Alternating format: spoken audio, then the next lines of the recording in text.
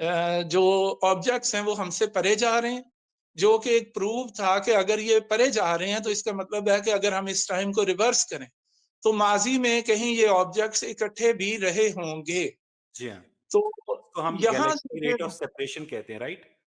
जी, जी, जी।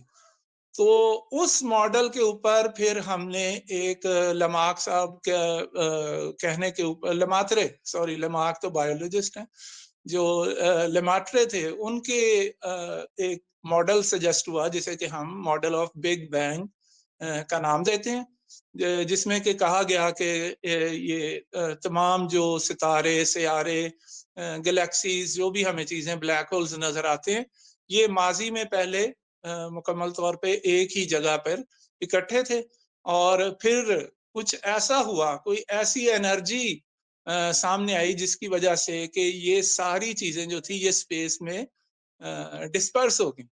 यानी तो अगर ये हम ज़्यादा अल्फाज में हम अपने ऑडियंस को बताने के लिए कि गैलेक्सीज़ जिस रेट से एक्सपैंड कर रही हैं, जिस रेट से एक दूसरे से दूर जा रही हैं, जो गैलेक्सीज़ के दरमियान रेट ऑफ सेपरेशन है, उसको उन्होंने कैलकुलेट किया था आई गेस 70,000 किलोमीटर्स पर सेकंड, राइट? जी, जी, और इसको जब जी। आप रिवर्स करते हैं, तो आपके पास ये सारी गैलेक्सीज़ और सारा जो ऑब्जर्वेबल मैटर है, ये जिस पॉइंट पर आकर मिलता है, तब यूनिवर्स की एज हमारे पास निकलती है, जिसको हमने कैलकुलेट किया है 13 अरब 79 यानी 79 करोड़ या 80 करोड़ साल के लगभग। इसी तरह है ना मुबशिर? तकरीबन तकरीबन 14 अरब आप कह लें या हाँ, 13.8 बिलियन ईयर्स कह लें। जी हाँ, वो उसमें बिलियन चूंकि एक बहुत बड़ा नंबर है तो ये छोटे से जो पॉइंट्स हैं हम लगाते हैं वो तो काउंट नहीं करते। ये मोहम्मद जो साहब का।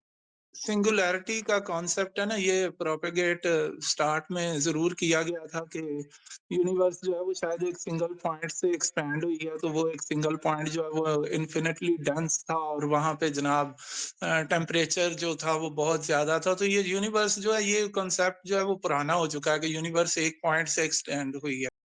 मुबशिर साहब आसान अल्फाज में बच्चों के लिए और तालिब इल्मों के लिए बताइएगा कि जो सिंगुलैरिटी के बारे में अहमद मुराद साहब बहुत जानते हैं कि वो सिंगुलैरिटी जिससे स्पेस टाइम फैब्रिक की एक्सपेंशन हुई बेसिकली, तो वो सिंगुलैरिटी कहाँ थी अगर स्पेस टाइम फैब्रिक बाद में वजूद में आए? मुबशिर साहब। जी, पहला तो मैं थोड़ा-सा एक्सप्लेन कर दूँ कि ये सिंगुलैरिटी क्या है। सिंगुलैरिटी जो है वो मकाम है जो जिसे हम इन्फिनिटली डेंस या इन्फिनिटली मैसिव जो है वो समझते हैं, जो कि हमारे कॉन्सेप्ट जो हमें यूजुअल बिग बैंग का दिया गया है उसके मुताबिक एग्जिस्ट करता था और उससे यूनिवर्स जो है वो स्प्रैंग अप हुई। अब एक प्रॉब्लम जो सबसे बड़ी ये है कि सिंगुलैरिटी के ऊपर लॉज ऑफ फिजिक्स जो हैं वो ब्रेक डाउन कर जाते हैं। Wake up to reality.